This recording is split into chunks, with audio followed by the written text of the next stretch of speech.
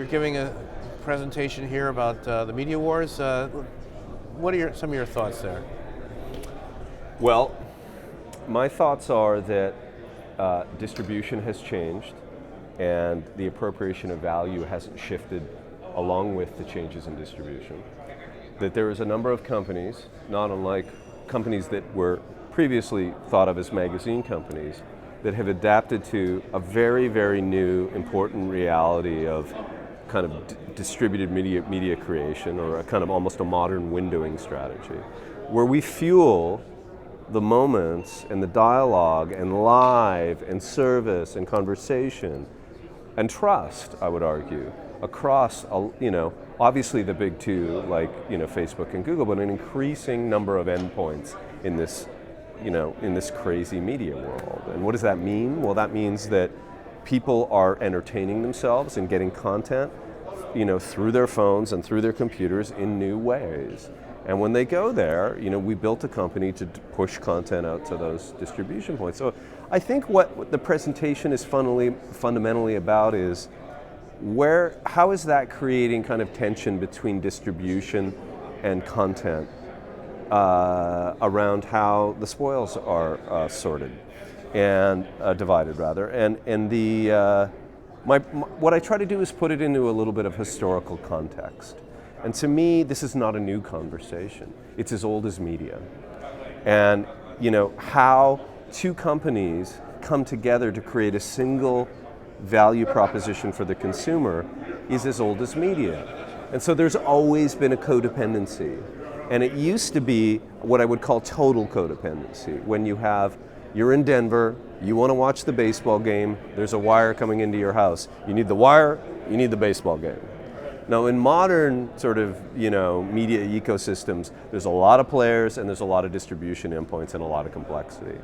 And so it's partial codependency. We need one another, but it's harder to divide up, the marketplace in such a neat way as when, TCI was created by John Malone.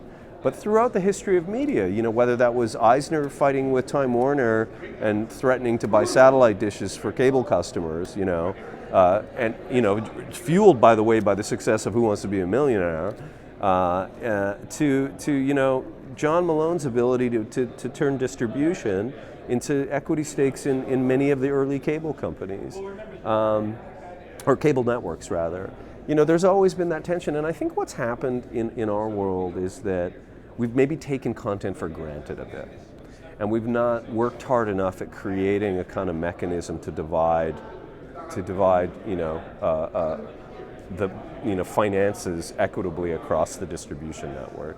And we're seeing that now. And we saw that in there today, where Facebook talked about the value proposition for publishers. One of them was monetization. That's new talk, that's very welcome. We've seen disruptors in the system like Snapchat come in and really put pressure on how curated environments for content work and how publishers are paid. We're seeing it with Google. We're seeing it in lots of places, and it's very welcome.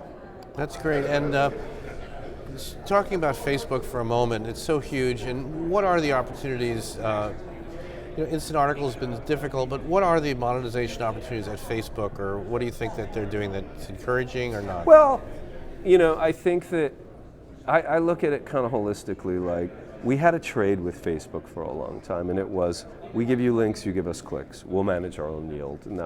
And so the platform was, there was a value, was delivering value to content. And I think now content is delivering value to the platform increasingly as we become a more fundamental and part of what's in there, right? And it's, so I think that with Facebook, you'll see a very welcome change is going to be the introduction of video monetization products. I think that they're looking very hard at the yield side of instant articles, and they're listening to publishers. I met with Chris Cox last week. That was very welcome. So I'm encouraged by what I'm seeing from Facebook, but I want more. I want more.